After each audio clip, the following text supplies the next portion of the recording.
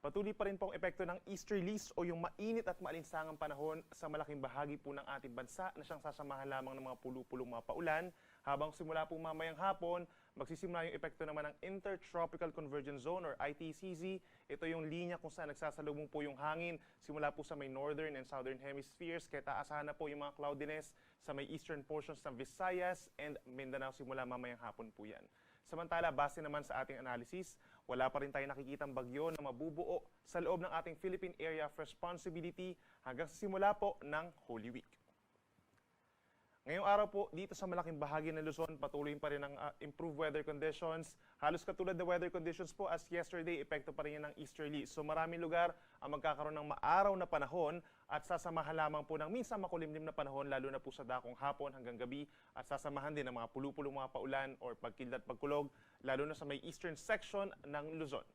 Dito sa Metro Manila, asahan pa rin pong mainit na tanghali hanggang 34 degrees Celsius air temperature po yan, habang sa may Baguio City mula 17 to 25 degrees at posibleng pinakamainit ang air temperature, pinakamataas ang temperatura sa may Cagayan and Isabela hanggang 35 degrees Celsius. Sa ating mga kababayan po sa malaking bahagi ng Palawan, naasahan din po ang fair weather conditions, madalas magiging maaraw at may mga lugar lamang po na magkakaroon ng mga pulu-pulong mga paulan or pagkidlat, pagkulog epekto ng easterlies.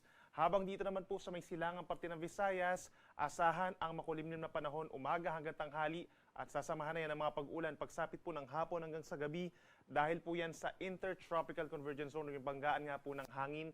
Habang ang natitirang bahagi ng Visayas, partly cloudy to cloudy skies, madalas maaraw sa umaga, but then pagsapit din ng hapon hanggang gabi, nagkakaroon lamang ng mga saglitang ulan or mga thunderstorms. Temperatura dito sa may Puerto Princesa, Palawan at sa may Iloilo hanggang 33 degrees, habang sa may Metro Cebu naman, posible ang pinakamataas na temperatura hanggang 32 degrees Celsius. At sa ating mga kababayan po sa may Caraga region, ganyan din sa may Davao de Oro and Davao Oriental, asahan din po ang mostly cloudy skies umaga hanggang tanghali. And then pagsapit ng hapon hanggang sa gabi, nagkakaroon na ng mga kalat-kalat na ulan and thunderstorms dahil yan sa Intertropical Convergence Zone. Habang ang natitirang bahagi ng Mindanao, sa umaga fair weather conditions din po or madalas magiging maaraw at pagsapit ng hapon hanggang sa gabi is partly cloudy to cloudy skies. May chance din po ng mga saglitan lamang na ulan at may mga lugar pa actually na hindi naman po uulanin ngayong araw.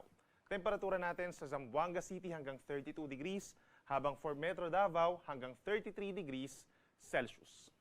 Sa ngayon po yung ating heat index, as of yesterday po, April 9, pinakamataas sa Dagupan City with 44 degrees Celsius, sinundan ng Etchagi, Isabela and Virac, Catanduanes. Naobserbahan po ang hanggang 43 degrees na heat index, habang sa may Metro Manila po kahapon, umabot sa 40 degrees ang naramdamang init. At maraming lugar pa dito sa may Luzon, Visayas and Mindanao nagkaroon din ng heat index na hanggang 42 degrees. Lahat po ay mga dangerous levels of heat index po ito kahapon. At para naman sa ating heat index forecast for today, for Metro Manila, bahagyang tataas pa yung ating forecast heat index hanggang 41 degrees Celsius. Yung ating mga dangerous levels of heat indices, pinakamataas 43 degrees dito pa rin sa may Dagupan, Pangasinan, Coron, Palawan, San Jose, Mindoro, and Virac, Catanduanes. Samantala, halos yung mga katulad din po na heat index forecast po natin or observed heat index kahapon ay posibleng yun pa rin po yung mga lugar na magkakaroon ng matataas na heat indices. Kabilang na dyan ng Isabela, Bulacan, Palawan, dito po sa mga areas ng Iloilo, Bohol, hanggang sa may Zamboanga City and Cotabato City, matataas po ang mararamdamang init. Para naman sa iba pang lugar, heat index forecast po sa iba pang lugar sa ating bansa, iscan lamang po itong QR code na nakikita nyo sa inyong screen or magtungo lamang sa pag-asa.dost.gov.ph/weather/heat-index. Sa mga maglalayag naman po by sea, sa mga susunod na araw or hanggang sa Holy Week po, wala naman tayong inaasahang sea travel suspensions or pagtaas ng mga pag-alon. Usually mga kalahati hanggang 1 metro lamang yung taas ng mga alon sa malayong pangpang. And then kapag meron tayong mga thunderstorms, posible naman itong umabot sa hanggang 2 metro. Pero inuulit natin, wala namang inaasahang mga sea travel suspensions kung magta-travel tayo by sea. At para naman sa ating 4-day weather forecast, sa susunod na 3 araw, aasahan po natin ang mga paulan dahil sa Intertropical Convergence Zone pa rin. Ito po ay sa malaking bahagi ng Visayas and Mindanao by tomorrow, araw ng Biyernes. Then pagsapit ng Sabado, Visayas, Mindanao at lalawigan na rin ng Palawan na magkakaroon ng mga paulan. Habang pagsapit ng Linggo, ilang bahagi pa ng Mindanao, itong Zamboanga Peninsula, Bangsamoro Region, Soc-Sargen, and Davao Region, plus Palawan ang magkakaroon pa rin po ng mga kalat-kalat na ulan and thunderstorms. By nature, hindi naman po tuloy-tuloy yung mga paulan, but make sure na meron pa rin tayong dalang payong or pananggalang sa ulan.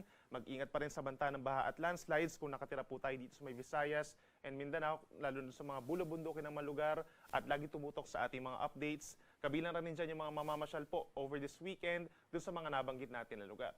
For the rest of Luzon, kabilang na dyan ang Metro Manila for the next 3 days or hanggang sa araw po ng linggo, asahan pa rin ng fair weather conditions.